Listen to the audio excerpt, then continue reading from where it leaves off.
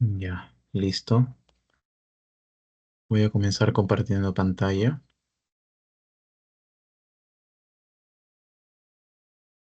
Ya. Este viene a ser el pretest. Comentar también de que este pretest ha sido grabado en principio por inasistencia de los asesorados y también con previa coordinación del coordinador general que coordinó a su vez, ¿no? Con el coordinador estudiantil. Como vemos son 5 preguntas. Lo vamos a resolver, sí, pero al final de la asesoría. eh, y vamos a empezar con nuestra sesión de hoy, que viene a ser acerca de los céstodos. ¿Me confirman, por favor, si se ve la pantalla? Por favor. Sí se ve. Ya, genial. Bien. Los céstodos vienen a pertenecer ya a otro grupo de parásitos. Ya vimos a los que son los unicelulares o también llamados protozoarios, básicamente, ¿no? Los cestos en este caso van a ser pluricelulares, es decir, los vamos a poder ver macroscópicamente, o al menos en su mayoría, ¿no? Pero por lo menos van a ser pluricelulares, tienen dos o más células. Ahora, este grupo de cestos es bastante amplio y es bastante común encontrar casos, ¿no? A nivel de los países en vías de desarrollo. Por ejemplo, la tenia solitaria, ¿no? La tenia solium, que ya lo hemos estudiado, que es capaz de poder ocasionar enfermedades en el ser humano como la teniasis, ¿no? Donde el ser humano se comporta como el hospedero definitivo, o la cisticercosis, donde el ser humano se comporta como hospedero intermediario accidental. O sea, es un juego de roles ahí que juega el humano, ¿no? Sin embargo, la tenia solitaria no es la única especie dentro de este grupo de parásitos. Como generalidades, vamos a ver, en principio lo que les decía. Ya vimos a los protozoarios, ya vimos a los unicelulares, y ahí encontramos, por ejemplo, al coccidio intestinal como el Toxoplasma gondii, encontramos a Giardia lamblia, a las amebas de vida libre, a las amebas intestinales, a los coccidios intestinales, encontramos todos los grupos que ya hemos visto en la unidad uno.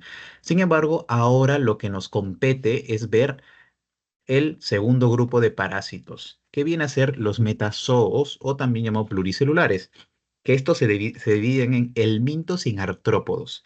Los artrópodos ya los conocemos, ¿no? Vienen a ser las pulgas, vienen a ser los ácaros, las moscas, las arañas, todas esas especies, esos géneros que vamos a estudiar más adelante, pues pertenecen al grupo de los artrópodos. Sin embargo, lo que nos compete a día de hoy y hasta, por ejemplo, hasta la semana 13, va a ser los helmintos. Vamos a estudiar cada uno de estos grupos de helmintos.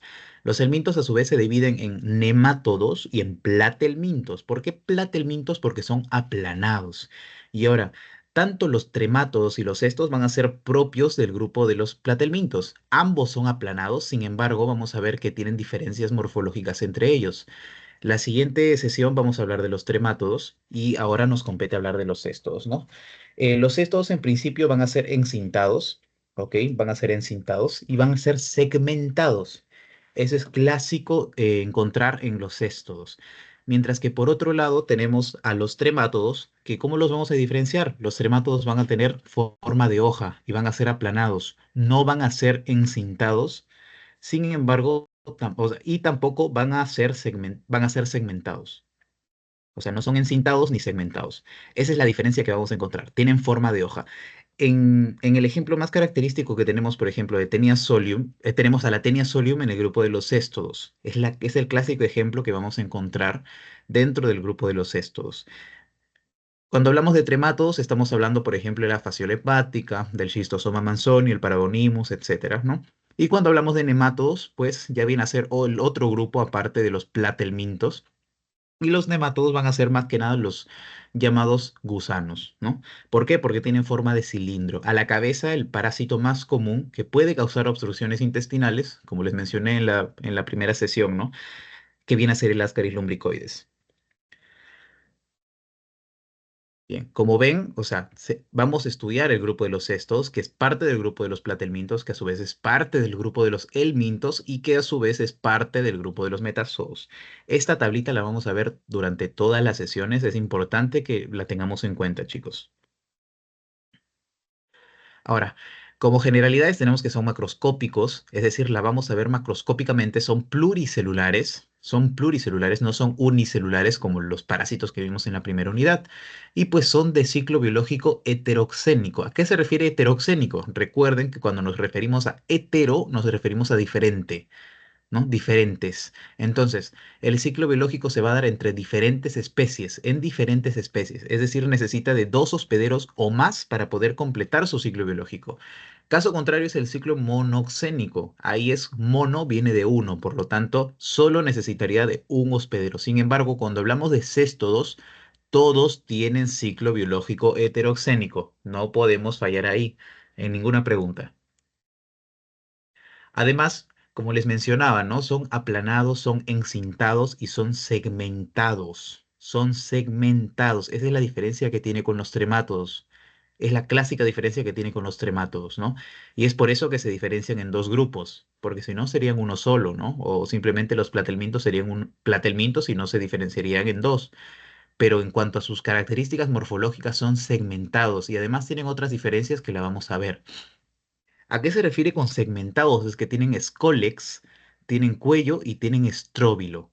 El escólex más que nada se refiere a la cabeza de este parásito, ¿no? A la cabeza del parásito. Y va a ser variable dependiendo del género y la especie. Por ejemplo, el clásico ejemplo, ¿no? Viene a ser el del Taenia solium con la Taenia saginata. El escólex se va a encargar básicamente de adherirse a la mucosa intestinal, ¿no? A nivel del intestino delgado. ¿Y cómo se va a adherir? Mediante ventosas, una corona de ganchos, ¿no? Mediante esas estructuras. Por ejemplo, la tenia solitaria o la tenia solium va a tener una corona con dos hélices de ganchos a nivel del escólex. O sea, tienen dos hélices, dos coronas de ganchos en el escólex, mientras que la tenia saginata tiene cuatro ventosas que les permiten poder adherirse a la mucosa intestinal. Ese es el clásico ejemplo que encontramos dentro de este grupo, ¿no? El cuello que básicamente conecta, ¿no? El escólex con el estróbilo y el estróbilo pues viene a ser más que nada esas cintitas que vamos a ir viendo que van a ir botando constantemente los huevos, los huevecillos por las heces, ¿no? E incluso también pueden salir unos segmentos, ¿no? Que se pueden ver hacia el microscopio, ¿no? Este es una característica bastante importante, el cual es que son hermafroditas. ¿A qué me refiero con hermafroditas? Es de que no existe macho y hembra. No existe macho y hembra. Eso es importantísimo. Son hermafroditas. En su histología vamos a encontrar que tenemos tanto testículos y tanto ovarios. Eso significa hermafroditismo. No hay dimorfismo sexual. Y esto es importantísimo. No hay dimorfismo sexual como por ejemplo encontramos en un tremátodo bastante conocido como el Schistosoma manzoni, ¿no? O como en algunos nemátodos, ¿no? Como, como el Ascaris lumbricoides o el Strongyloides stercoralis. O sea, el hermafroditismo significa que no hay macho y hembra. No hay macho ni hembra. Por lo tanto, no hay un ciclo sexual. No hay un ciclo sexual. Solo hay proceso de maduración y formación de huevos. ¿Ok? Además de que los estadios evolutivos se van a repetir en cada uno de los parásitos que vamos a ver, que va a haber huevo, va a haber larva y va a haber adulto. Esta viene a ser la estructura clásica de los céstodos, ¿no? El escólex, que como les menciono, va a ser la cabeza, donde dependiendo del género de la especie va a tener ganchos, va a tener ventosas, ¿no? O va a tener chuponcitos que básicamente van a hacer que se pegue a la mucosa intestinal y constantemente esté formando proglótides. Conforme está más proximal a la cabeza, o sea, está más cerca a la cabeza, los proglótidos van a ser inmaduros. Y conforme va yendo distalmente, van a ir madurando constantemente, como ven acá y hasta que se encuentra distalmente, tiene a los proglótidos maduros. Esto es importantísimo. Recuerden que yo les mencioné que esos pequeños segmentitos, ¿no? que salen, aparte de los huevos, pues pueden verse a nivel de las heces. Y a lo que me refería eran los proglótidos. Los proglótidos también se pueden ver en las heces. Sin embargo, no se van a ver los proglótidos inmaduros, porque están pegados fuertemente al escólex, sino se van a ver los proglótidos maduros, los que ya están desarrollados, los que dentro de cada uno tienen una numerosa cantidad de huevecillos, esos se van a liberar. Esos son los que se liberan. Ahora, se pueden ver los proglótidos como tal, sin embargo, también se pueden ver los huevos. O sea, es variable, es variable. Ahora, ¿cómo ejerce una patogenia, ¿no? En el ser humano? Eso es también importante conocerlo. Una característica bastante peculiar que tienen los cestos es que básicamente absorben todo lo que nosotros debemos absorber. Eso es básico, absorben todo lo que nosotros debemos absorber. ¿Y qué pasa si absorben lo que nosotros deberíamos absorber? De los alimentos que tengamos, etcétera. Pues nosotros no absorbemos nada y ahí es donde vienen los síntomas, problemas de mala absorción, por ejemplo, ¿no? Diarreas con restos de comida, por ejemplo, porque no absorbemos, no digerimos bien. Vienen problemas de baja de peso, por ejemplo, ¿no? O de obstrucciones intestinales. Es interesante la patogenia que puede generar este grupo de parásitos, ¿no? ¿Y cómo va a absorber, Diego? ¿Cómo va a absorber? Dentro de su histología tiene una capa bastante importante que le permite absorber los nutrientes que nosotros deberíamos absorber y se le llama el tegumento. El tegumento se va a encargar de absorber los nutrientes. Y ahora Diego, ¿todos los céstodos tienen tegumento? Sí. Eso es básico.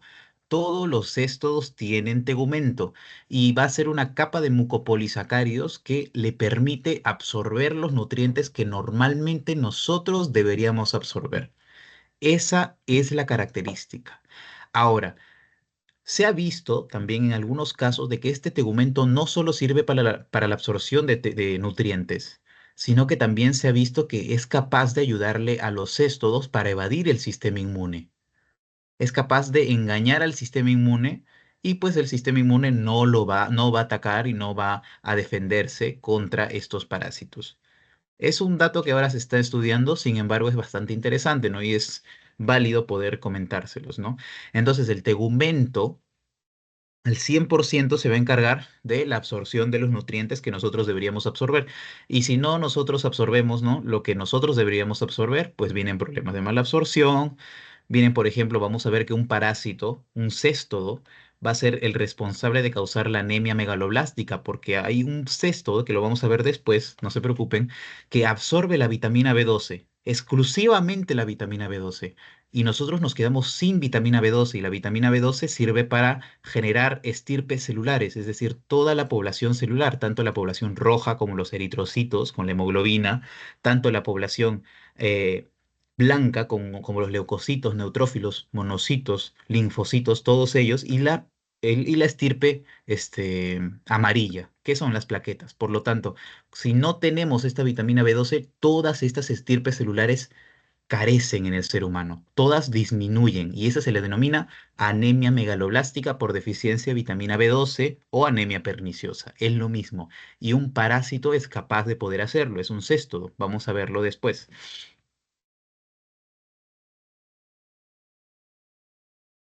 Bien, las larvas también es interesante y es necesario que nosotros tengamos en cuenta o que podamos diferenciarla una de las otras. Nosotros ya sabemos de la larva cisticerco. ¿A quién pertenece la larva cisticerco? Pertenece a la tenia, tanto a la tenia solium como a la tenia saginata. Ahora vamos a ver que ambas tienen nombres científicos diferentes, ¿no? Lo vamos a ver después. Pero no solo existe la larva cisticerco, tenemos la larva procercoide, la plerocercoide, la cisticercoide, la larva hidátide. Todas esas larvas las tenemos nosotros. O sea, las tenemos para estudiar, no que las tengamos nosotros. Se desarrollan tal vez en otros hospederos o tal vez en nosotros, también vamos a ver después, pero cada parásito va a tener una especie de larva diferente, ¿no? Un tipo de larva diferente. Por ejemplo, la hidatidosis es bastante conocida y bastante prevalente en la Sierra Central del Perú, es causada por la formación de quistes hidatídicos, que vienen a ser las formas larvarias del parásito Echinococcus granulosus, ¿no? Viene a ser esta formación quística, ¿no? Que viene a ser más que nada la forma larvaria del Echinococcus granulosus, ¿no? Ese es propio del Echinococcus granulosus. Pero también tenemos la cisticercoide, la larva cisticercoide, que va a pertenecer más que nada al género Hymenolépis y al Dipylidium caninum, mientras que tanto la procercoide como la plerocercoide pues le pertenecen a Difilobotrium, tanto Latum como Pacificum. La procercoide viene a ser anterior a la plerocercoide, o sea, para que haya un plerocercoide tuvo que haber sido anteriormente un procercoide, ¿no? Y ambas se desarrollan en hospederos distintos, ¿ok? Y acá se los he dejado, ¿no? Obviamente. Por lo tanto, la procercoide como la plerocercoide es para perdón, para Difilubotrium pacificum y también para Difilubotrium latum. La cisticerco, pues ya lo sabemos, ¿no? Para las tenias, ¿no? La tenia solium y la tenia saginata. La cisticercoide para todo el género Hymenoplepis, tanto nana como diminuta, y el Dipilidium caninum. Y la larva hidátide o el quiste hidatídico para el Echinococcus granulosus. Bien, vamos a hablar de la tenia ahora, que como sabemos se dividen en dos especies, ¿no? Tanto la tenia solium como la tenia saginata. Ahora, la tenia solium, generalmente, bueno, básicamente, ¿no? O sea, para que tengamos como cultura general, es que viene de la carne del cerdo, mientras que la tenia saginata va a venir de la carne de la vaca. O sea, son distintas fuentes de alimento con la que nos podemos contagiar, ¿no? Ahora vamos a ver la tenia solium y la tenia saginata, la vamos a estudiar, ¿no? Previamente ya estudiamos solo la tenia solium, ahora toca estudiar la tenia saginata. Y bien, van a tener tanto forma larvaria, forma de huevo y forma de adulto, ¿ok? En la larva cisticerco ya sabemos qué es, ¿no? Que básicamente es la vesícula que tiene invaginado dentro la ventosa, que vienen a ser estos chuponcitos, los cuatro de acá, y el rostelo, que va a ser la corona, en este caso, por ejemplo, de Taenia solium, la corona que tiene sus dos coronas de ganchos, ¿no? Y básicamente la forma larvaria se divide en dos, tanto en Cysticercus cellulosae para Taenia solium y Cysticercus bovis para Taenia saginata. O sea, ahí diferencia más que nada el nombre científico, ¿no? Pero por otro lado tenemos el huevo. Ahora, he visto que en un examen pasado les pusieron de que el huevo, o sea, como alternativa, ¿no? Marca lo correcto. El huevo, tanto de Taenia solium como de Taenia saginata, tienen diferencias morfológicamente, o sea, le ponen así, ¿no? Por ejemplo, en una alternativa. Y eso es falso. Eso es falso. Entonces, cuando encontramos en una muestra de heces los huevos de una tenia, tanto de tenia solium o de tenia saginata, van a ser igual morfológicamente, no tienen diferencias. Por eso cuando se diagnostica tenia, solo le ponen tenia SPP, tenia especie. No le ponen o tenia solium o tenia saginata, porque es imposible diferenciarlo. Miden lo mismo, tienen los mismos colores y tienen la misma morfología, es decir, no se diferencian. Y ahí debemos de tener en cuenta eso para no confundirnos en el examen. ¿Y cómo va a ser cómo va a ser el huevo de Tenia SPP? Va a ser ovalado, rodeado por el embrióforo y tiene una cubierta radiada peculiar, un marrón más intenso que el marrón que está hacia adentro. Y esa es la forma que tiene el huevo de Tenia SPP. Digo SPP, recuerden, porque no se diferencian morfológicamente por especie. No se diferencian morfológicamente por especie. Ahora, un dato interesante también y necesario que deben de tener, porque ahí les vienen las preguntas y ahí se pueden confundir, ¿no? Por el juego de roles que pueden tener este parásito, es de que la cisticercosis no es lo mismo que teniasis. Ahí todos lo sabemos. Pero la cisticercosis básicamente va a ser producida solo por la tenia solium, por la tenia solitaria, y ahí se pueden guiar la cisticercosis solo por la solitaria, solo por Taenia solium. Y la teniasis por las dos tenias, pues, tanto por Taenia solium y por Taenia saginata.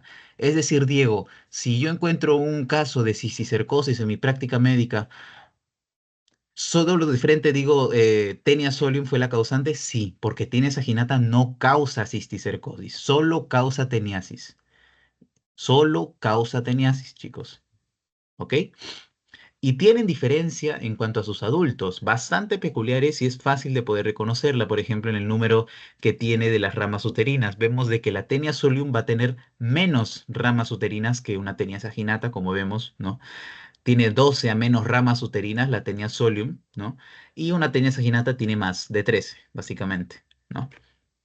y la medida también. La Taenia solium es mucho más corta que la Taenia saginata. Vemos que la Taenia saginata puede llegar a medir 12 metros de largo. Y pues básicamente en el Scolex es la diferencia. Esta viene a ser la Taenia solium. La Taenia solium también tiene sus cuatro ventosas, ¿ok? También tiene sus cuatro ventosas, sin embargo tiene una doble corona, una doble hélices de ganchos que le permite poder adherirse a la mucosa intestinal y mediante su tegumento ir absorbiendo todos los nutrientes que pueda para quitárnoslo a nosotros, obviamente, y para que ella pueda desarrollarse, pueda crecer, pueda seguir formando sus proglótidos maduros y seguir botando los huevos por las heces, ¿no? Mientras que por otro lado tenemos a la Taenia saginata. La Taenia saginata, como les menciono, tiene más ramas uterinas, mide mucho más, mide hasta 12 metros y tiene cuatro ventosas, pero no tiene la corona de ganchos. Solo se adhiere a la mucosa intestinal mediante las ventosas que tiene. No tiene ganchos y así la podemos diferenciar, ¿no? Ahora, en conclusión, ¿qué podemos sacar de esto? Vamos a sacar de que la cisticercosis solo se produce por la tenia solium. Ese es uno. Y la teniasis por las dos tenias, tanto por tenia solium y por tenia saginata. Ya. Ahora, otro dato importante que podemos sacar de acá es que el huevo, tanto de tenia solium como de tenia saginata, no tiene diferencia morfológica. No la podemos diferenciar bajo el microscopio, es imposible. ¿Ok? Es imposible diferenciarlo. Por lo tanto, si diagnostico una teniasis, solo le pongo tenia SPP, solo le pongo tenia SPP. Pero si yo diagnostico una cisticercosis, pues ahí sí le pongo tenia solium porque solo la tenia solium puede causar cisticercosis.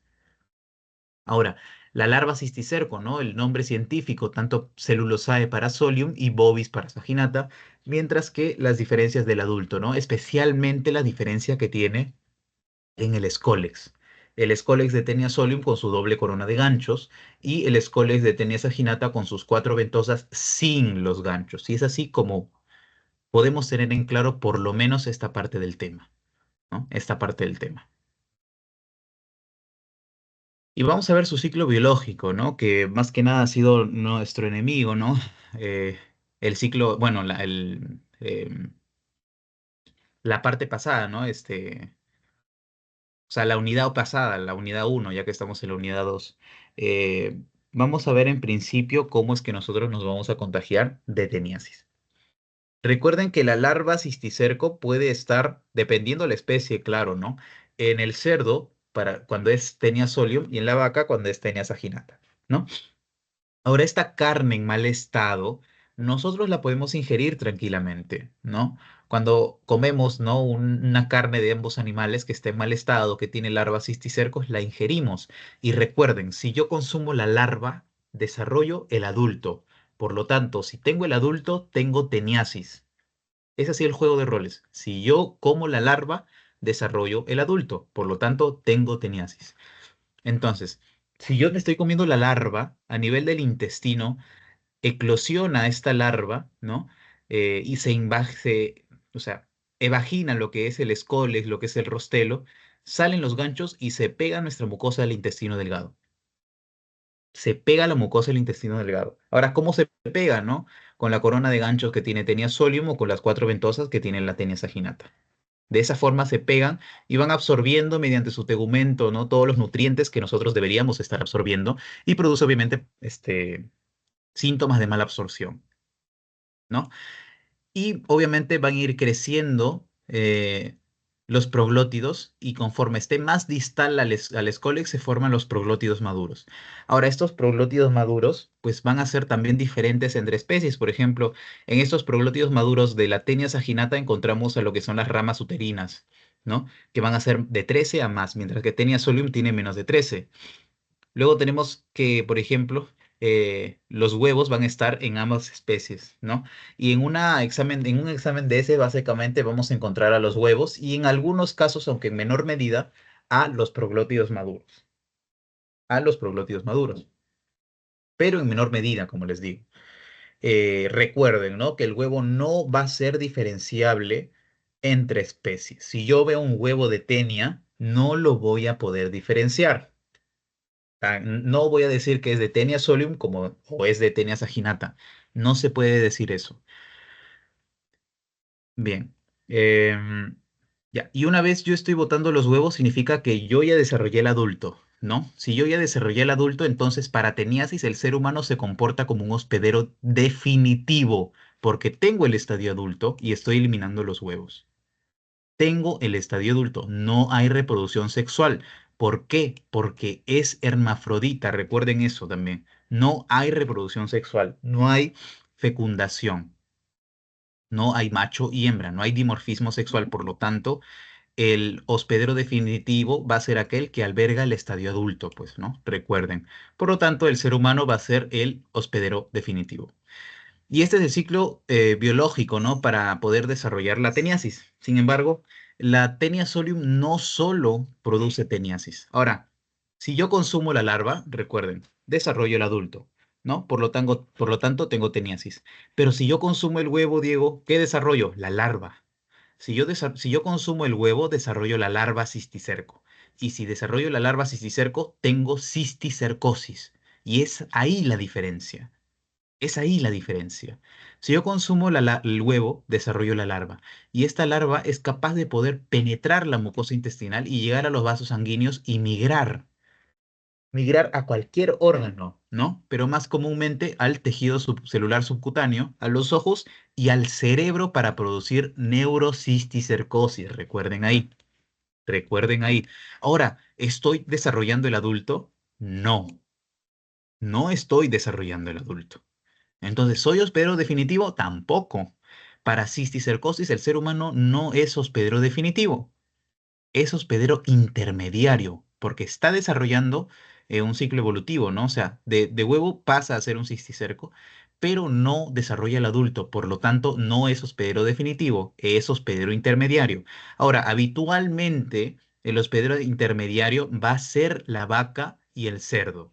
Estos van a ser los hospederos intermediarios normalmente, ¿no? Sin embargo, sin embargo, eh, en este caso, el ser humano va a ser considerado el hospedero intermediario accidental. Vemos que va a tener un juego de roles el ser humano, ¿no? Va a ser hospedero definitivo cuando hablamos de teniasis y hospedero intermediario accidental cuando hablamos de cisticercosis. Ahora, para cisticercosis, yo no estoy desarrollando el adulto. Yo no estoy eliminando los huevos por las heces. Ahora, para diagnosticar cisticercosis, yo le pediría un examen coproparasitológico bajo microscopio con Lugol, ¿no? Para poder ver los huevecillos en las heces. No, no le pido eso para diagnosticar cisticercosis, ¿no? Hay otras técnicas que vamos a utilizar para diagnosticar cisticercosis. Como por ejemplo, para una neurocisticercosis tenemos Western blot, ¿no? Western blot y también la imagenología, que mejor se ve con una resonancia magnética, ¿no? Una resonancia magnética.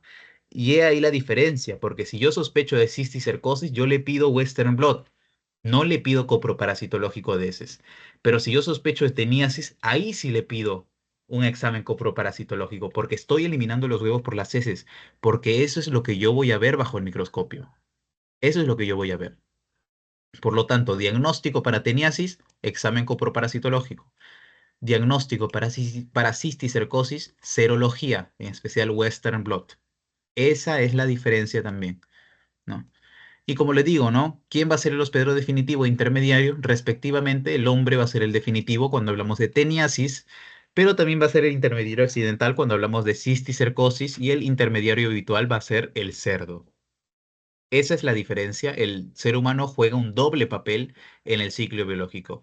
Ahora, un dato interesante, Diego. ¿Un ser humano puede sufrir de teniasis y de cisticercosis a la vez?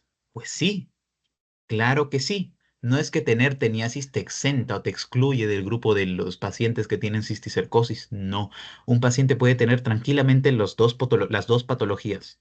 Puede estar desarrollando el adulto a nivel de su intestino, como puede ir teniendo las larvas cisticercos en su cerebro, en los ojos y en la grasita, ¿no? En el tejido celular subcutáneo, ¿no?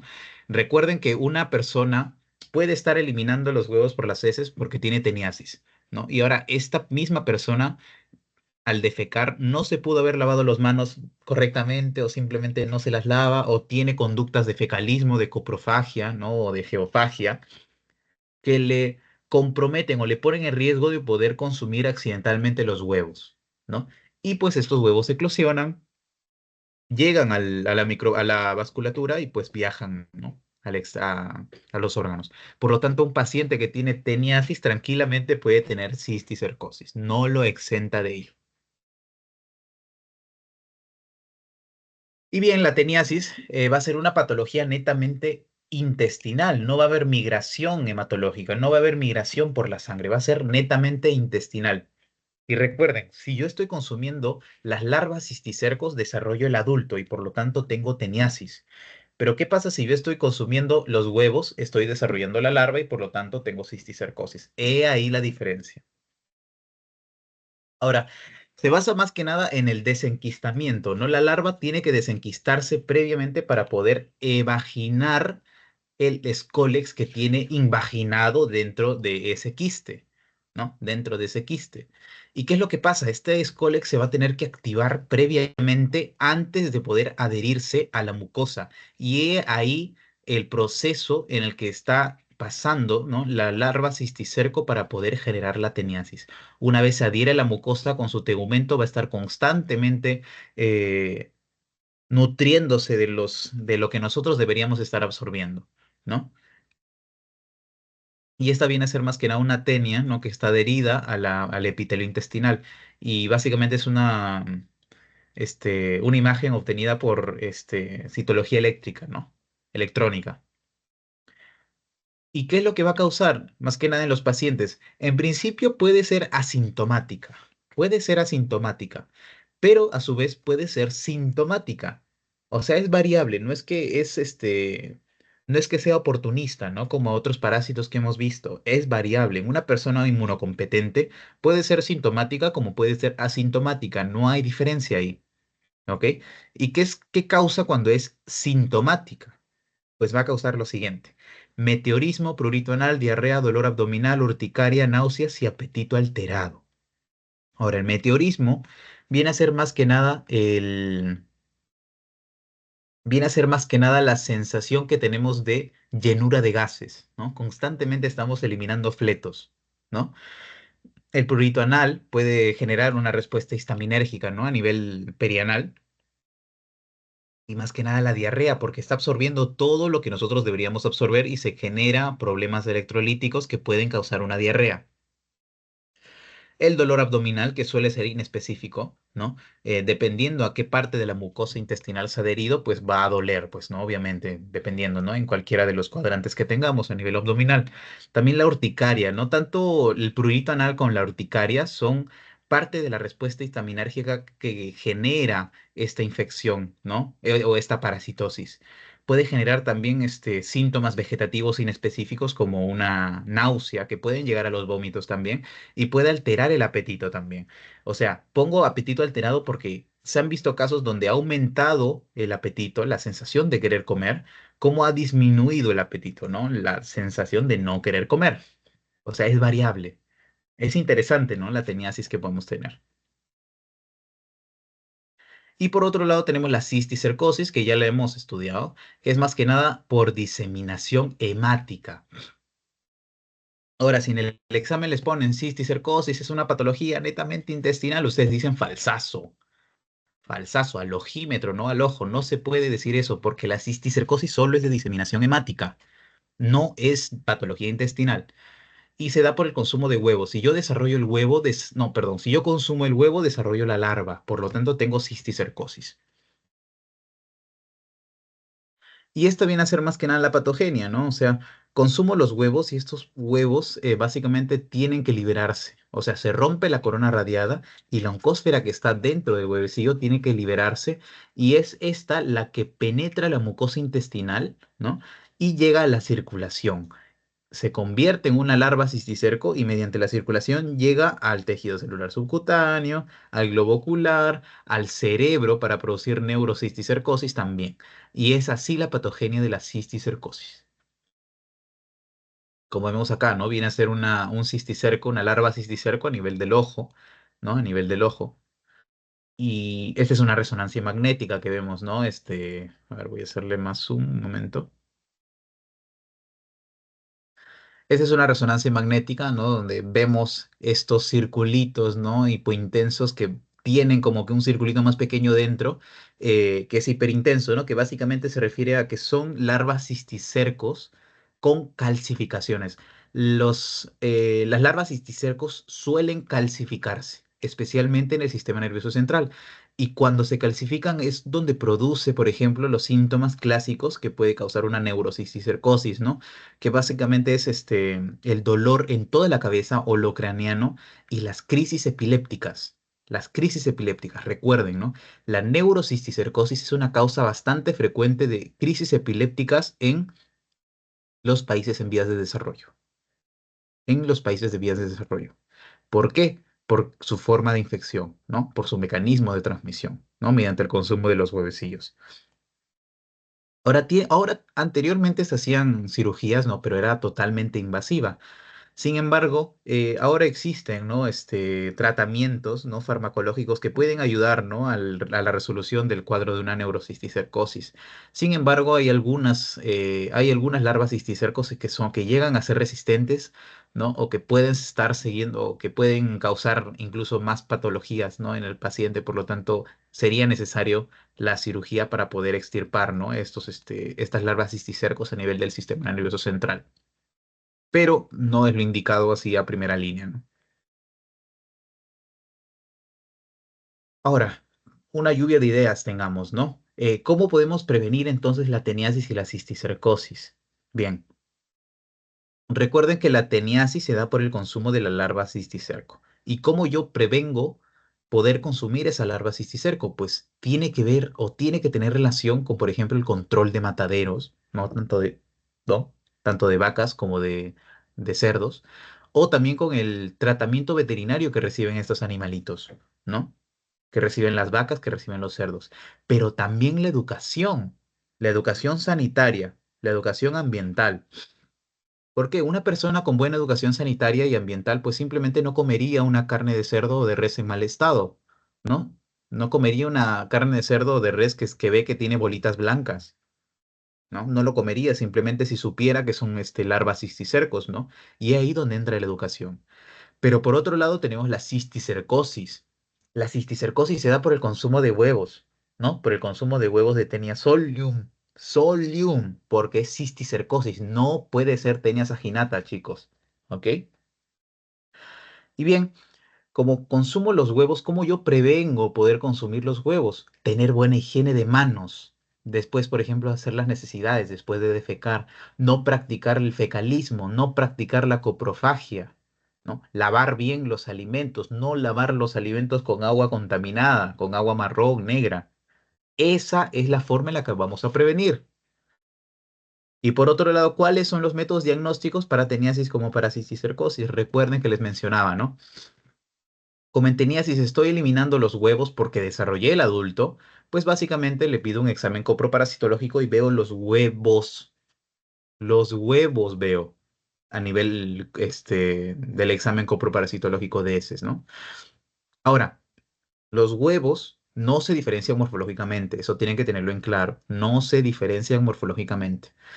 Y ahora, para cisticercosis, ¿cómo lo diagnostico, no? Como es una patología con diseminación hemática, no le pido examen de heces. Ahí es erróneo. No le pido examen de heces para diagnosticar cisticercosis. ¿Pero qué le voy a pedir? Le voy a pedir un Western blot más que nada. Un Western blot y imagenología, ¿no? Como una resonancia magnética en el mejor de los casos, ¿no? Que es lo mejor para ver si es que hay calcificaciones a nivel de los cisticercos. Es básicamente lo que les mencionaba, ¿no? La teniasis, educación sanitaria, consumo de carne de vaca y de cerdo bien cocidas, control de mataderos, chequeo veterinario. Y pues para el cisticerco lo que les mencionaba, ¿no? No fecalismo, no geofagia, lavarse bien las manos, etcétera. Para teniasis, examen coproparasitológico. Y para cisticercosis, pues, los métodos indirectos como Western blot. Ahora, puede ser macroscópico directo si en el caso, por ejemplo, de una cisticercosis ocular, cuando vemos una larva cisticerco a nivel del ojo, ahí sí puede ser directo. Sin embargo, lo común en este caso, igual, de todas formas, es pedirle, ¿no? Western blot para poder diagnosticar, ¿no? Va a servir este Western blot en el mejor de los casos para la neurocisticercosis, ¿no? Y imagenología a la cabeza, la resonancia magnética, no se olvide. Ahora, el Echinococcus granulosus también es interesante. Es bastante interesante conocerlo. ¿Por qué? Porque no solo porque es prevalente, sino porque su patología es bastante interesante, ¿no? Es bastante interesante. Va a tener hospedero definitivo. Ahora, Diego, ¿el ser humano es el hospedero definitivo? No. El hospedero definitivo para Echinococcus granulosus va a ser el perrito y otros caninos, pero el perrito va a ser el principal hospedero definitivo. Nosotros vamos a ser el hospedero intermediario, pero ¿vamos a ser el único? No. Vamos a ser el accidental. Hospedero intermediario accidental. Los habituales van a ser la vaca, las ovejas, los cerdos, ¿no? Las cabras, entre otros, mientras que nosotros somos el accidental. Esta viene a ser la morfología del Echinococcus granulosus, ¿no? Va a tener su escólex y su estróbilo y va a medir 3 milímetros aproximadamente. Como vemos a nivel de su escólex, va a tener una corona de ganchos y 4 ventosas, ¿no? Pero la diferencia, o sea, va a tener su corona de ganchos, pero acá la diferencia es que solo tiene una corona de ganchos, no tiene dos como tiene la Taenia solium. Tiene una corona de ganchos. Y el estróbilo pues solo contiene 3 proglótides. No es numerosa como la Taenia solium, solo tiene 3 proglótides. Y esta viene a ser la larva las larvas del Echinococcus granulosus, ¿no? Que se le denomina quiste hidatídico. Quiste hidatídico, que es más común verlo, por ejemplo, a nivel pulmonar, pero tiene otras ubicaciones, como a nivel del hígado, como a nivel del vaso, como a nivel del cerebro también puede llegar este Echinococcus granulosus. Y el ciclo biológico viene a ser el siguiente, viene a ser el siguiente, ¿no? A ver, voy a hacerle zoom, ya. Este viene a ser el hospedero definitivo, recuerden, y el habitual intermediario, ¿no? Que viene a ser la oveja más que nada. Los perros se van a contagiar más que nada por el consumo de las vísceras, ¿no? Eh, en la sierra cometen más esto, ¿no? Le dan vísceras de los animales, ¿no? Que han sacrificado, ¿no? Para poder consumir. Le dan vísceras a los perros que lastimosamente están contagiados, ¿no? Con los quistes, ¿no? En los órganos. Por lo tanto, estos perritos se contagian y desarrollan el adulto a nivel del intestino y constantemente cuando hacen sus necesidades, cuando defecan, van a estar eliminando el huevo que embriona en el intestino. No necesita de la tierra para poder embrionar. Es por eso que un ser humano, si no limpia, por ejemplo, las heces de su perro o no tiene buena higiene, al limpiar las heces de su perro, pues básicamente ingiere accidentalmente estos huevos a nivel de las heces y se desarrolla la patogenia, ¿no? Formando el quiste hidatídico a nivel del pulmón, a nivel del hígado, a nivel del vaso, a nivel del cerebro y en casos raros, ¿no? A nivel del hueso. O sea, yo consumo el huevo, desarrollo la larva. Nunca el desarrollo del adulto se va a dar en el ser humano. Nunca, chicos, nunca, nunca, nunca, nunca, nunca. Y ahí les pueden confundir, porque el ser humano no es hospedero definitivo. El estadio infectivo para el ser humano entonces viene a ser el huevo embrionado que previamente ha sido expulsado por las heces por el hospedero definitivo que viene a ser el perrito. Y otros caninos, pero más común es el perro. Y el estadio diagnóstico en el ser humano va a ser la larva hidátida del quiste hidatídico que vamos a encontrar, ¿no? Vamos a encontrar. Si sospechamos que está en el pulmón, pues una radiografía de tórax o le pedimos una tomografía, ¿no? Para ver mejor, una resonancia magnética, si vemos el cerebro, ¿no? Etcétera, etcétera. Y esto viene a ser más que nada la forma que tiene el quiste hidatídico, ¿no? Por ejemplo, cuando está en el pulmón, recuerden, ¿no? Que el pulmón necesita espacio para poder distenderse, para poder respirar, para que poder respirar el pulmón necesita espacio. ¿Qué pasa cuando le agregamos una masita, un quiste hidatídico, ¿no? Al espacio de distensión del pulmón? Pues el pulmón se queda sin espacio para distenderse, reduce la distensibilidad del pulmón y se afecta, ¿no? La hematosis o el intercambio gaseoso a ese nivel, ¿no? Y es por eso que el paciente puede venir con disnea, puede venir con tos, ¿no? Y en casos graves, por ejemplo, la, este quiste tiene una membrana frágil, puede romperse, puede romperse. Y ahí es donde viene el clásico síntoma que vienen los pacientes con un quiste hidatídico roto, que viene a ser la vómica, ¿no? Que viene a ser más que nada esa tos que al final le deja un sabor salado, ¿no? Eso es lo que refieren los pacientes, la tos que al final le deja un sabor salado. Y bien, eso se puede ver, por ejemplo, en técnicas de imagen, ¿no? Con ciertos signos radiológicos, ¿no? Como el signo del menisco, camalote, que se pueden ver, ¿no? A nivel de una radiografía de tórax, por ejemplo. Ahora, hidatidosis viene a ser la enfermedad que causa este Echinococcus granulosus, ¿no? Que viene a ser los quistes hidatídicos, básicamente, ¿no? En los órganos. Y se da más que nada por el consumo de huevos embrionados en las heces de un perro y la diseminación es hemática también. Es similar a la cisticercosis, ¿no? Y básicamente se invade los tejidos blandos, ¿no? Que ya les mencioné cuáles eran, ¿no? Esta viene a ser el desplazamiento, la diseminación, ¿no? Hacia dónde va preferentemente las larvas hidatídicas, ¿no? O los quistes hidatídicos. Pueden estar en el cerebro o en el hueso más raramente, pero comúnmente se encuentran, ¿no? En el hígado y en el pulmón. Esos son los lugares habituales.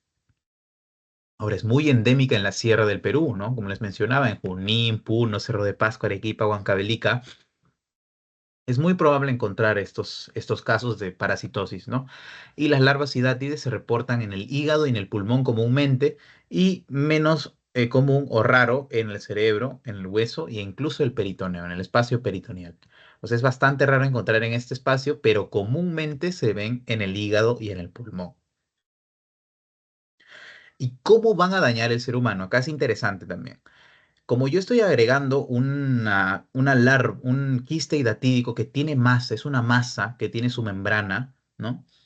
Pues estoy comprimiendo el pulmón dependiendo en qué lado esté. Si está en el izquierdo, el pulmón izquierdo, si está en el derecho, el pulmón derecho. Y existe un daño mecánico por compresión. Eso es uno. Ese es uno. Ahora, dentro de este quiste hidatídico hay un líquido que contiene numerosos, mediadores de inflamación, mediadores histaminérgicos e incluso toxinas que son capaces de generar daño cuando este quiste hidatídico se rompe. E incluso llegando a producir una reacción anafiláctica al paciente que puede llegar al shock y puede matarlo. Por eso es interesante, por eso es necesario que nosotros conozcamos la enfermedad. Es necesario evitar estas complicaciones, ¿no? Como les mencionaba, ¿no? Un daño mecánico por compresión, ¿no? Porque como estoy agregando una masa, un quiste, ¿no? A nivel del pulmón, pues comprimo el espacio anatómicamente, anatómica del pulmón y pues lo estoy comprimiendo y ahí es donde entran los síntomas, ¿no? Como la disnea, la sensación de falta de aire que siente, ¿no? Y el daño por alergia, que más que nada se da cuando el quiste se rompe y libera todo ese contenido inflamatorio, histaminérgico y tóxico, ¿no? Que puede complicarse un shock anafiláctico y la muerte del paciente, ¿no? Dependiendo de la magnitud del líquido liberado. Y pues no olvidemos que solo el ser humano va a tener la forma adulta a nivel de su intestino. No, perdón, solo el perro va a tener el estadio adulto en su intestino. El ser humano no lo desarrolla. Me confundí ahí, disculpen. Solo el perro desarrolla el estadio adulto en su intestino. No lo hace el ser humano. Bien, vamos a pasar al Dipilubotrium latum, que es un parásito bastante interesante también. En este caso, va a tener tres hospederos, es por eso que le digo que es interesante. El primer hospedero va a ser el definitivo, ¿no? En principio, el ser humano va a poder desarrollar la fase adulta del Dipilubotrium latum. Por lo tanto, es el hospedero definitivo. Sin embargo, no es el habitual. El habitual es el oso. El oso es el hospedero definitivo habitual, mientras que los humanos son los hospederos definitivos accidentales. Ahora, hay casos, hay videos donde se le vio, por ejemplo, una teniasis que estaba saliendo por la zona anal del osito, ¿no? Mientras caminaba. Lo más probable es que haya sido por esta tenia, ¿no? Por esta tenia. O sea, le dicen tenia comúnmente, sin embargo, ustedes como ya conocen, se le denomina Diphyllobotrium latum, su nombre completo, su nombre específico, ¿no? Y bueno, tiene un primer hospedero intermediario que viene a ser el copépodo, ¿no? Que va a desarrollar la larva procercoide. desarrolla la larva procercoide, mientras que el segundo hospedero definitivo intermediario desarrolla la larva plerocercoide. Ahora, ¿quién es el hospedero intermediario, el segundo hospedero intermediario? Yo lo reconozco así, tu amigo. Tu amigo es el hospedero segundo intermediario, ¿no? Es el segundo hospedero intermediario. ¿Por qué tu amigo? Porque los peces de agua dulce, no, como el salmón, ¿no? Tu amigo es dulce, ¿no? Por eso se le denomina así. Es así como yo me lo puedo, aprender, ¿no? Y es este hospedero intermediario que desarrolla la larva plerocercoide.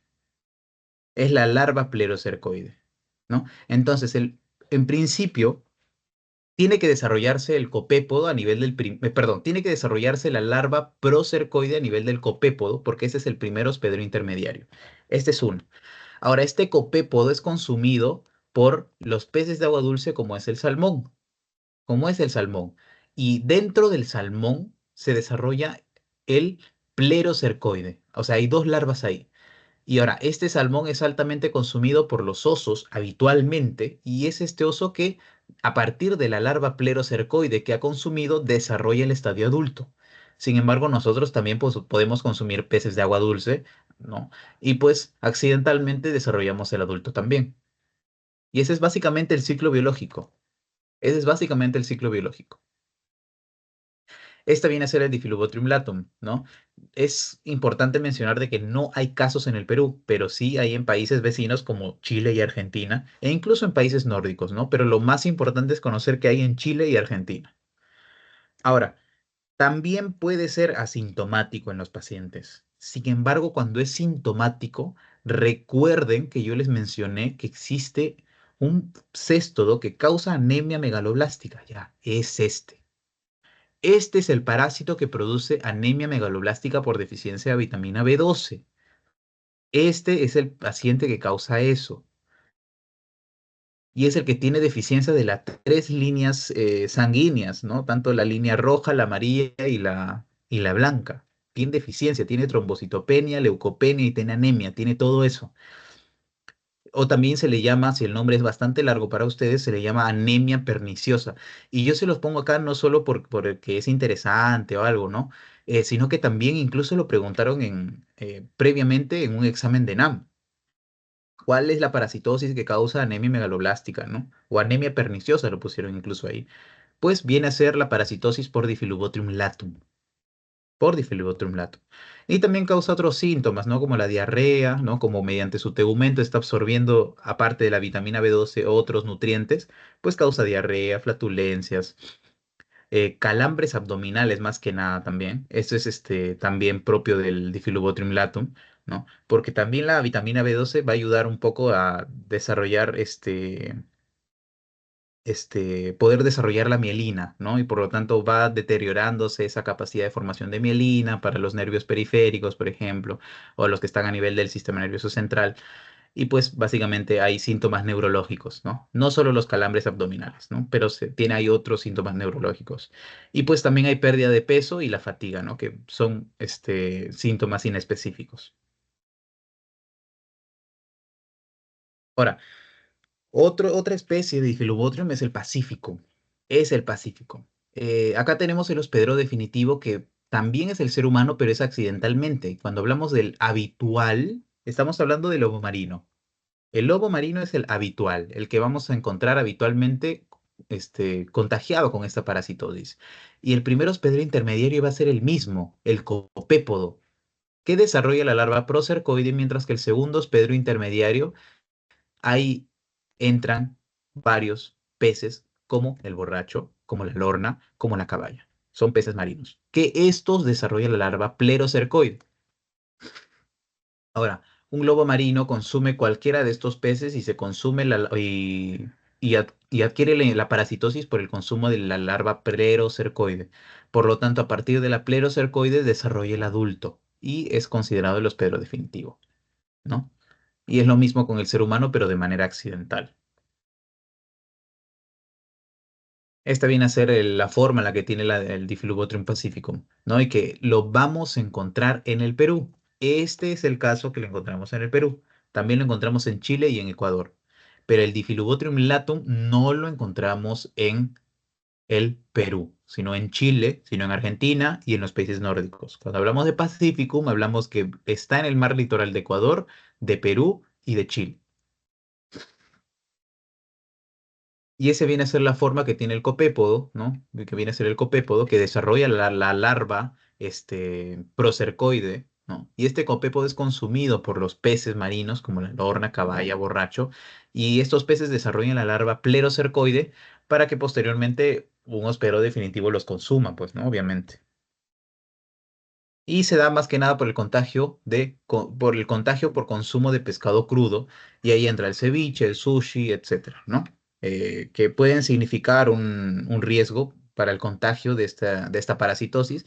Es por eso que los lugares que venden estas comidas pues reciben constantemente eh, una vigilancia sanitaria, ¿no? Y epidemiológica, ¿no? Para evitar brotes, ¿no? De contagios por esta parasitosis, ¿no?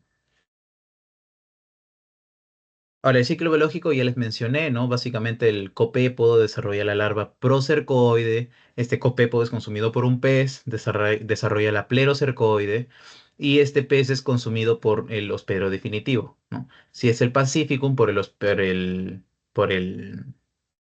oso marino, ¿no? Y si es que es Latum, por el oso, perdón, si es que es el Pacificum, por el lobo marino, y si es que es Latum, por el oso, ¿no? Esa es la diferencia. Y estos tres, incluyendo también, ¿no? Al ser humano, desarrollan el estadio adulto y eliminan los huevos que solo van a eclosionar cuando están, o que solo, perdón, van a embrionarse, van a madurar cuando están en el agua.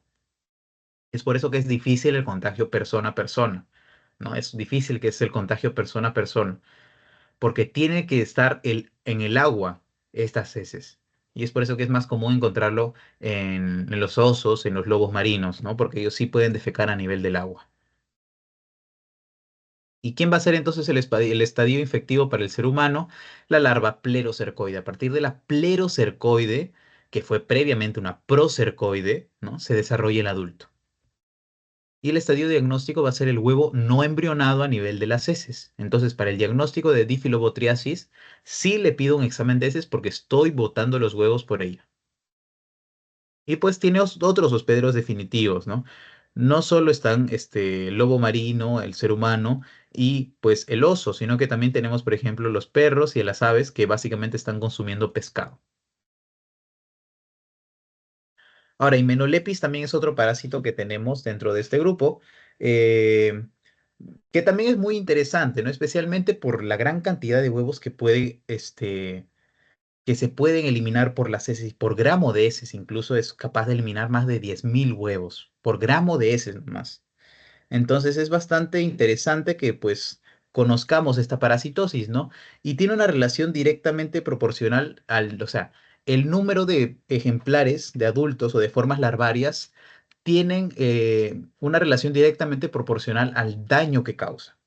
Recuerden que no siempre es así.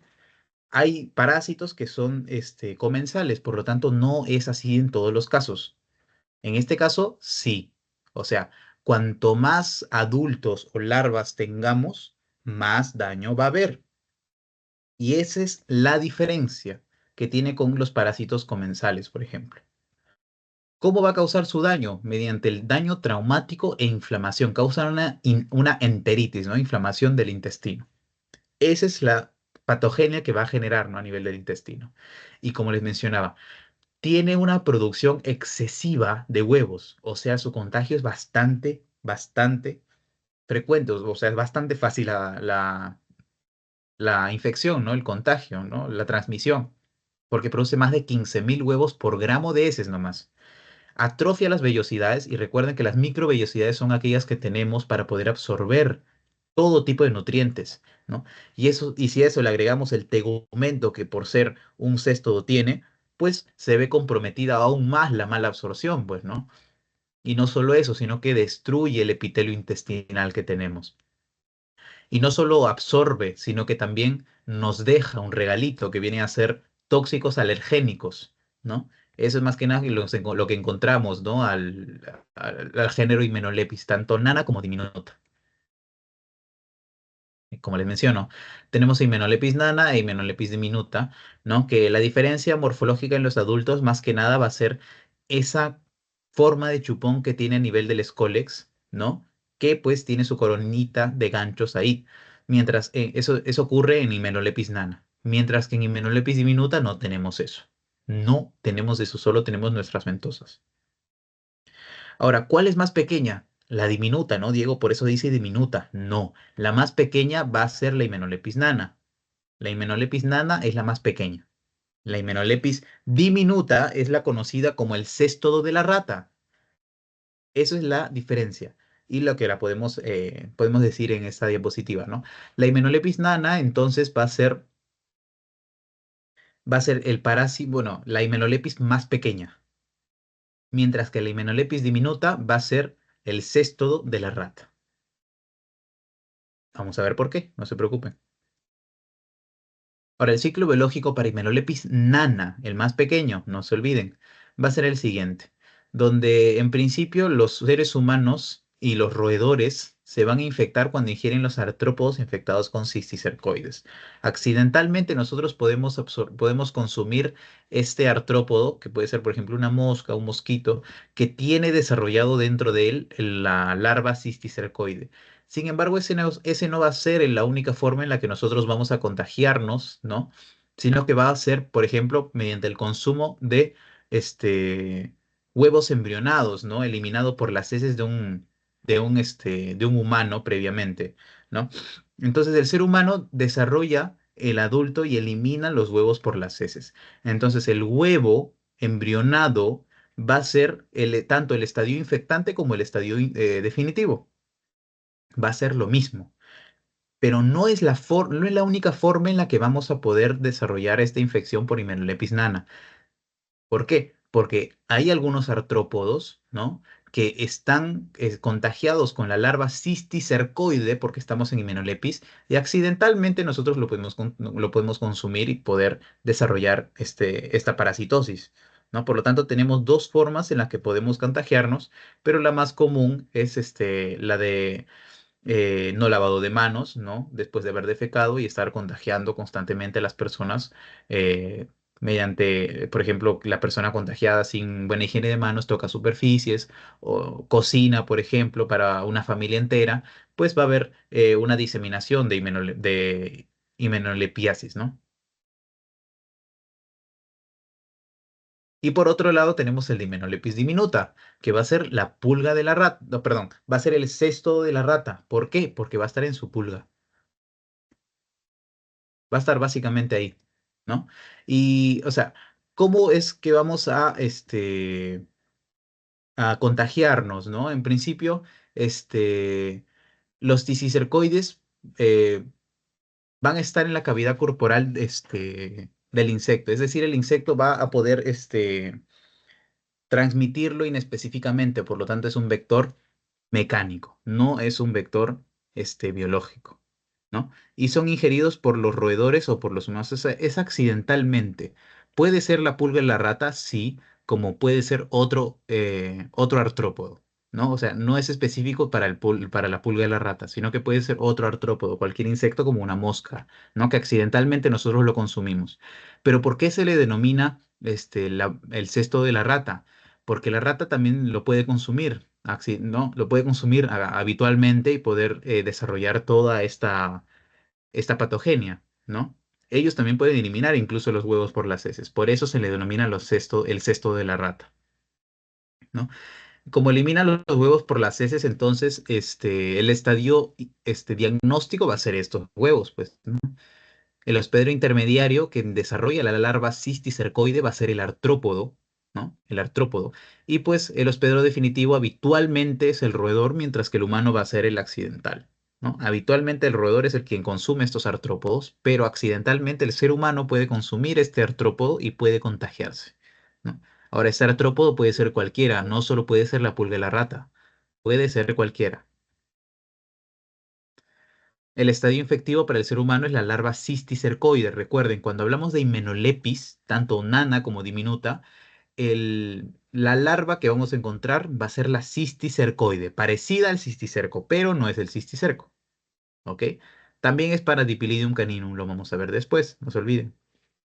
Y pues el estadio diagnóstico, como les comentaba, va a ser el huevo a nivel de las heces. Y finalmente tenemos este parásito, ¿no? Que viene a ser el Dipilidium caninum. El Dipilidium caninum, pues, va a tener dos hospederos, o sea, tiene hospederos definitivos y hospederos, el hospedero intermediario, ¿no? En principio, el definitivo tenemos habitualmente al perro, pero también puede estar en el gato en algunos casos, pero más habitualmente es en el perro. Y pues tenemos en el hombre, ¿no? Que es accidentalmente el ser humano, pues puede comportarse, ¿no? Como un hospedero definitivo. Pero por otro lado tenemos los hospederos intermediarios, que acá encontramos, por ejemplo, la pulga del perro. La pulga del perro. Entonces, ¿cómo nosotros nos vamos a contagiar? Mediante accidentalmente consumir la pulga del perro, ¿no? Que su nombre científico, lo vamos a ver después, pero les voy adelantando, es el Tenocefalides canis, cuando hablamos del perro, y Tenocefalides felis, cuando hablamos del gato. Entonces, la infección va a ser, como les menciono, ¿no? Por el consumo accidental de las pulgas con las larvas cisticercoides. Y es así como el ser humano puede desarrollar el adulto accidentalmente. Y ese es el adulto, ¿no? Que va a eliminar las cápsulas ovígeras a nivel de las heces, por ejemplo. ¿Y qué son las cápsulas ovígeras? Viene a ser no más que un conglomerado de huevecillos, ¿no? Agrupados por una membrana, ¿no? Y esa es la membrana ovígera, ¿no? ¿Mm? Ese viene a ser básicamente el adulto, ¿no? La cápsula ovígera viene a ser esta. Está encapsulada y están numerosos huevecillos hacia adentro. Este viene a ser el ciclo biológico, ¿no? Básicamente lo que acá debemos saber es que la pulga del perro o el Tenocefalides canis va a desarrollar la larva cisticercoide, ¿no?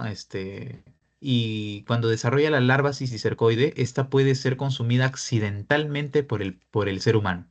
Y pues, como consume la larva cisticercoide, como consumo yo la larva, desarrolla el adulto. Y se desarrolla el adulto a nivel del intestino, eliminando, ¿no? Lo que son los proglótidos maduros, lo que son los huevecillos, y en algunos casos, aunque no sean totalmente, se pueden encontrar las cápsulas ovígeras, ¿no? Las cápsulas ovígeras. Pero no se suelen encontrar. El estadio diagnóstico principal van a ser los proglótidos, ¿no? Que se pueden ver a nivel de las heces. También los huevecillos como tal, ¿no? Pero más específico son los proglótidos. Y bien, esa va a ser nuestra bibliografía del día de hoy, donde se sacó la información y esa sería la sesión por hoy. Muchas gracias, ¿no? Y pues vamos a regresar a lo que era nuestro pretest, ¿no? Recordemos que este pretest, o bueno, el posttest en este caso, fue grabado más que nada por la inasistencia de los asesorados, ¿no? Y previamente se tuvo que coordinar para poder desarrollar esto, ¿no? Con el coordinador general, ¿no? Se tuvo que mencionarlo y pues dio luz verde para esto. Como ven, son 5 preguntas, ¿no? Vamos a desarrollarlas. En principio, las larvas de los cestos, recuerden, ¿no? ¿Cuál pertenece a la cisticercoide? Como es coide, no es cisticerco, recordemos de que le va a pertenecer al género Hymenopis y al Dipilidium. Entonces, Hymenopis tanto nana como diminuta y el Dipilidium caninum, ¿no? Ya sabemos cuál es la respuesta, pero vamos a estudiar, ¿no? Lo que son los otros, ¿no? El Echinococcus granulosus, recuerden que solo va a tener la larva hidátide, el quiste hidatídico, solo eso, ¿no? El Difflubotrium latum y el Difflubotrium pacificum desarrollan dos larvas. La primera de ellas es la larva procercoide que se desarrolla en el copépodo, ¿no?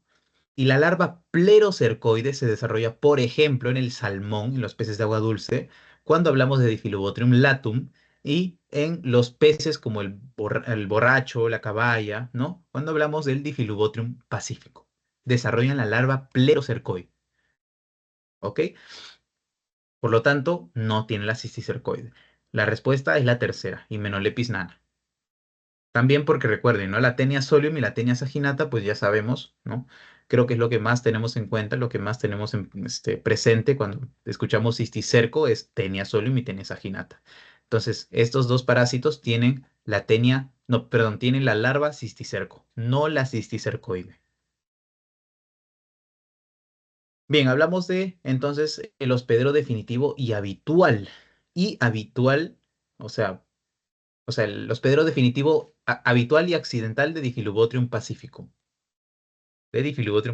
respectivamente. Entonces, el habitual y el accidental. El accidental, recuerden que siempre es el ser humano, siempre es el ser humano. Por lo tanto, la primera se quita, ¿no? Porque es caballo y borracho, dice que es el accidental, es falso. El tercero se mantiene, el humano se mantiene, ¿no? Y la rata y el lobo marino se quitan. Entonces nos quedarían los primeros dos, ¿no? Pero están hablando de Diphyllobothrium pacificum. La rata no tiene nada que ver en el ciclo biológico del Diphyllobothrium pacificum, ¿no? No tiene absolutamente nada que ver. Por lo tanto, la respuesta es la segunda. El lobo marino va a ser habitualmente el hospedero definitivo para Diphyllobothrium pacificum. Y el ser humano siempre va a ser el accidental. Siempre, ¿no? Por ejemplo, cuando hablamos de Diphyllobothrium latum, en este caso es diferente. Ahí sí vendría a ser el hospedero definitivo habitual, el oso, y el accidental va a ser el ser humano, ¿no? Respuesta correcta es la segunda. Ahora, la clásica pregunta que viene en el ENAM, ¿no? Y en el examen de parasitología. ¿Qué parásitos esto ocasiona la anemia megaloblástica? Recuerden que la única en causar anemia megaloblástica va a ser el Diphyllobothrium latum. No hay en el Perú, no hay en el Perú. Hay en Chile, hay en Argentina y hay en países nórdicos. No hay en el Perú. Y causa la vitamina B12. Ahora, les pueden cambiar la pregunta, ¿no? ¿Qué parásito cestodo causa trombocitopenia, anemia y plaquetopenia? Déficit de las tres líneas celulares o estirpes celulares. Pues ahí pienso, ¿no? Tiene anemia en principio, por lo tanto tiene, o sea, tiene una anemia, pero todas las líneas celulares están disminuidas, es una megaloblástica. ¿Y quién causa la megaloblástica? Es el Diphyllobothrium latum. Respuesta correcta, la quinta. También nos menciona cómo no adquirimos una infección por Hymenolepis spp. En principio, ¿cómo no vamos a ingerir, ¿no? ¿Cómo no vamos a infectarnos, ¿no? Dice el consumo accidental de larvas cisticercoide en un artrópodo infectado por huevos embrionados en alimentos contaminados. Sí, recuerden que el ser humano tiene dos estadios infectivos. Puede ser la larva cisticercoide por consumir el artrópodo infectado o por los huevos embrionados que fueron eliminados por un hospedero definitivo, o sea, un ser humano previamente, ¿no? Que contagió los alimentos, ¿no? Que consumió este nuevo ser humano. Ahora, la mala higiene también es una forma en la que podemos infectarnos, ¿no? Una persona que tiene mala higiene de manos y pues cocina, por ejemplo, o manipula superficies, pues va a estar contagiando a otras personas.